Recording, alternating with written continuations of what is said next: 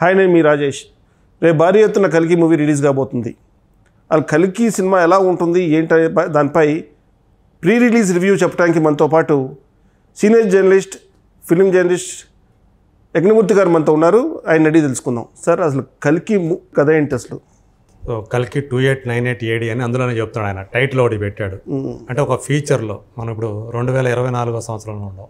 అంటే 2898 సంవత్సరం నాడు ఏం జరగబోతుంది, అంటే కలియుగం ఏమైనా అంతం కాబోతుందా? చాలా మనం చూసాం. 2002లో కలియుగం అంతమవుతుందన్నారు, 2020 అన్నారు. ఇట్లా రకాలుగా చాలామంది ఒక ప్రెడిక్షన్స్ అనేవి, అంచనాలు అనేవి వస్తూ ఉన్నాయి.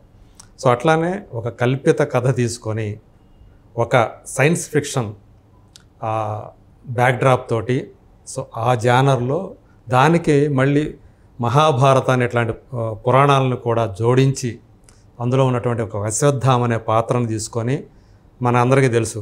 సో కురుక్షేత్ర మహాసంగ్రామంలో 3 చనిపోకుండా ఉంటారు వాళ్ళు. సో వాళ్ళు అంటే చిరంజీవులుగా ఉంటారు అని చెప్పుకుంటారు. వారిలో మనకు తెలిసినంత వరకు అశ్వత్థామ, కృపాచార్యుడు ఉంటారు. సో అందులో అశ్వత్థామ అనే పాత్రని తీసుకొని, సో దానికి కల్కి. సో కల్కి అంటే పురాణాల ప్రకారం విష్ణుమూర్తి 10వ అవతారం, దశమ అవతారం అని చెప్పుకుంటారు. సో కలియుగం అంతంలో కల్కి అనే అతను ఆవిర్భవిస్తాడు, కలిని అంతం చేస్తాడు. సో అప్పటి నుంచి మళ్ళీ ఇంకొక యుగం మొదలవుతుంది అని చెప్పేసి చెప్పుకుంటూ ఉంటారు. సో మనకి ఇప్పటిదాకా రిలీజ్ అయినటువంటి టీజర్ కానివ్వండి, ట్రైలర్ కానివ్వండి, అలాగే రిలీజ్ ట్రైలర్, ఇట్లా 3 రిలీజ్ చేశారు. వీటన్నిటిని బట్టి మనం చూస్తే కొంత సూక్ష్మంగా మనకి కథ తెలుస్తూ ఉంటుంది, అంతర్లీనంగా అర్థమవుతూ ఉంటుంది. అందులో మీకు పర్టికులర్గా దీపికా పడుకునే క్యారెక్టర్ ఏదైతే ఉందో, సో ఆమె క్యారెక్టర్ ద్వారా మనకి అబ్బా నీ కడుపున పుట్టబోతుంది, మామూలు బిడ్డ కాదు, సృష్టి అని ఒక చోట, ఇంకో చోట భగవంతుడు అని ఇంకొక చోట చెప్తారు. అంటే ఆమె కడుపున పుట్టబోతున్నది కల్కియా అనే ఒక మనకు కలుగుతుంది. నిజంగానే మనకు అందినటువంటి సమాచారం ప్రకారం ఆమె కల్కికి, అంటే కొన్ని కథల ప్రకారం, వ్యాస మహర్షి చెప్పిన దాని ప్రకారం, అలాగే భాగవతం ప్రకారం విష్ణుయసుడు, సుమతి అనే దంపతులకు కల్కి పుడతాడు అని చెప్పేసి రాశారు. సో దాన్ని బట్టి, సో ఈమె క్యారెక్టర్ సుమతి క్యారెక్టర్ అనుకుంటే, దీపికా పడుకోని క్యారెక్టర్ చేస్తున్న క్యారెక్టర్ సుమతి క్యారెక్టర్ చేస్తుంది, ఆమెకు పుట్టబోతుంది కల్కి అని. సో కల్కి ఎవరి కోసం పుడతాడు? కలిని అంతం చేయడానికి. అంటే మనకి తెలిసినంత, మనకి ధర్మం 4 పాదాల నడిచే యుగం ఏదైతే ఉందో అది కృతయుగం. అట్లాగే ధర్మం 3 పాదాలు, అధర్మం 1 పాదం నడిచే యుగం త్రేతాయుగం. అది మనం శ్రీరామచంద్రుడు ఉండే యుగం. కృతయుగంలో మనం సత్యహరిశ్చంద్ర చెప్పుకున్నాం. అలాగే 3వ యుగం వచ్చి ద్వాపరయుగం. అక్కడ ధర్మం 2 పాదాలు, అధర్మం 2 పాదాలు నడుస్తుంది. శ్రీకృష్ణ అవతారం అక్కడ. సో అట్లాగే ఇప్పుడు కలియుగం వచ్చేటప్పటికి ధర్మం వచ్చి కేవలం 1 పాదం మాత్రమే, మిగతా 3 పాదాలు అధర్మమే నడుస్తుంది. అంటే ఇక్కడ మొత్తం అధర్మమే రాజ్యం చేస్తుంది. ఈ అధర్మానికి ప్రతీక కలి ప్రభావం వల్లే అధర్మం పెచ్చరిల్లిపోతుంటుంది, పాపాలు పెరిగిపోతాయి. కలి ఆవహించిన వాళ్ళందరూ కూడా పాపాలు చేస్తూ ఉంటారు అని చెప్పి చెప్తూ ఉంటారు. సో అలా చివరికి వచ్చేటప్పటికి, ఈ కలియుగ అంతం వచ్చేటప్పటికి ఈ 4 పాదాలు కూడా అసలు ధర్మం అనేదే లేకుండా అధర్మమే 4 పాదాలు నడిచేది కలియుగం చివర. అప్పుడు కల్కి వస్తాడు విష్ణుమూర్తి 10వ అవతారంగా అని చెప్పేసి. అలా మరి భైరవ ఎవరు ఇక్కడ? ప్రభాస్. ఓకే. సో అనేది ఇక్కడ ఒకటి. అంటే భైరవ అనేది కూడా ఒక పురాణాల నుంచి తీసుకున్న క్యారెక్టరా అనేది కూడా ఒక ఆసక్తికరంగా ఉంది. కలి మనకు తెలుసు, కమల్ హాసన్ చాలా వికృత రూపంతో ఉంటాడు, నూనె కారుతూ ఉంటాడని ఆయన ఒక వర్ణన ఉంది కలి గురించి. సో అట్లా మనం చూస్తే కూడా, ట్రైలర్లో కూడా చూస్తే కూడా మామూలు మనిషిలాగా లేడు.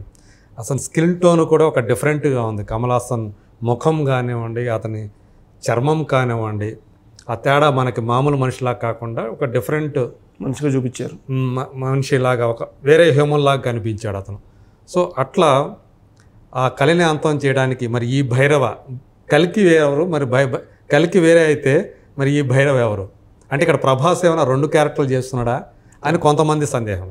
కానీ ఇందులో ఇంకొక విషయం ఏంటంటే విజయ్ దేవరకొండ కనిపిస్తాడు, అలాగే రానా కనిపిస్తాడు అని కూడా, నాని కనిపిస్తాడు అని కూడా మనకి వినిపిస్తూ ఉంది ఇండస్ట్రీలో.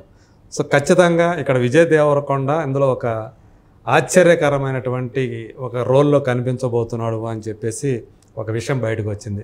అతనేమన్నా కలికిలాగా కనిపిస్తాడా చివరిలో అని ఇట్లా ఒక నిజమేనా నడుస్తూ ఉంది, రోల్ చేస్తుంది. సో ఇది ఇలాంటి మనం అంటే ఇది అంటే నేను మీకు చెప్తుంది ఇవన్నీ కూడా ఎందుకు చెప్తున్నానంటే అంచనా కోసం, ఓహో ఇది ఒక ఊహలు ఒక అంచనాకు వస్తారనే ఉద్దేశంతో, ఎందుకంటే ఇది ఇలాగే ఉంటుందని నేను చెప్పకూడదు కాబట్టి. అవునవును. సో రేపు సినిమా రిలీజ్ కాకపోతుంది, వీటన్నిటికీ కూడా కొన్ని ప్రశ్నలు, కొన్ని ఊహాగానాలు ఇవి ఉన్నాయి. కాబట్టి ఒకటి విషయం మాత్రం స్పష్టం.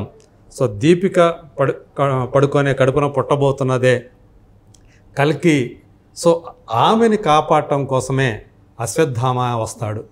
సో ఆమెకి ఆపద ఎదురైనప్పుడు ఏమి ఇబ్బంది ఆమె కలగకుండా, ఆమెకు అపాయం జరగకుండా, ఆమెకు ప్రాణాపాయం కలగకుండా అశ్వత్థామ రంగంలోకి దిగుతాడు. మరి ఒకసారి చూస్తే అశ్వత్థామ భైరవ ఇద్దరూ కూడా దేనికోసమో పోరాడుతున్నట్టు కనిపిస్తుంది. వాళ్ళిద్దరి మధ్య ఎందుకు తగాదా వచ్చింది? సో ఇవన్నీ కూడా ఇందులో కీలకంగా ఉండబోతూ ఉన్నాయి. సో భైరవ అతని క్యారెక్టర్లో కూడా షేడ్స్ మారుతూ ఉంటాయి. కొన్ని గ్రే షేడు ఉంది, అలాగే పాజిటివ్ షేడు ఉందని చెప్పి తెలుస్తూ ఉంది.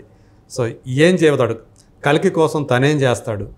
సో ఇవన్నీ కూడా ఈ సినిమా ఓవరాల్గా చూసుకుంటే 2028 98వ సంవత్సరానికి కాశీనగరం అనేది అత్యంత కీలకమైన ప్రదేశం కాబోతుంది. అంటే ప్రపంచం మొత్తం కూడా నామరూపాలు లేకుండా పోయినప్పుడు చిట్ట చివరి ఆశ కలిగించే నగరం ఏదైనా ఉందంటే, అంటే మనుషులు నివసించే నగరం ఏదైనా ఉందంటే, బతికి బట్టగట్టే నగరం ఏదైనా ఉందంటే అది కాశీనగరం. సో ఆ కాశీ యొక్క ప్రాశస్త్యాన్ని కూడా ఈ సినిమా ద్వారా నాగశ్విన్ మనకు తెలియజేయబోతున్నాడు. చివరిలో మన ప్రాణికోటికి ఆధారమయ్యే ప్రదేశం కాశీనగరం అని చెప్పేసి ఈ సినిమాలో చెప్పబోతున్నారు అనేది మనకు అందుతున్నటువంటి సమాచారం. సో ఇట్లా చూసుకుంటే ఖచ్చితంగా సో అమితాబ్ బచ్చన్, అలాగే ప్రభాస్, కలిగా, కమల్ హాసన్, అలాగే మరో 2 కీలక పాత్రలో స్త్రీ పాత్రలు, ఇంకో 2 కీలకమైనటువంటి స్త్రీ పాత్ర ఉండే దీపికా పడుకునే కాకుండా వాటిలో ఒకటి శోభన గారు చేశారు, మరొక పాత్రని మాళవికా నాయర్ చేశారు. సో ఆమె కడుపును కూడా, మాళవికా నాయర్ కడుపును కూడా ఎవరు పుడతారు అనేది కూడా ఇక్కడ ఆసక్తికరమైనటువంటి అంశం.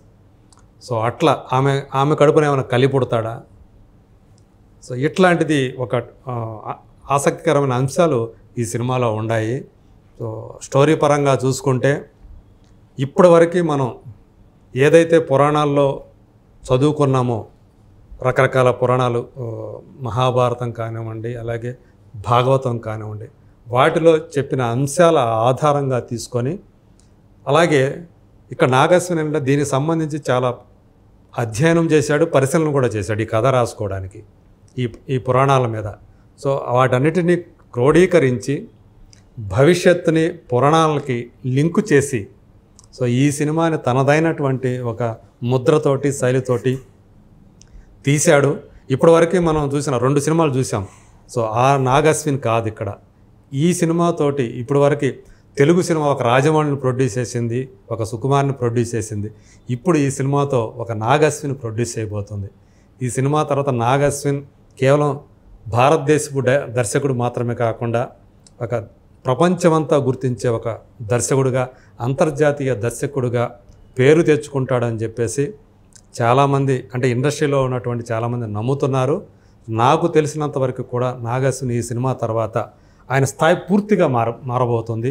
తెలుగు సినిమాని మరో 1 మెట్టు కాదు.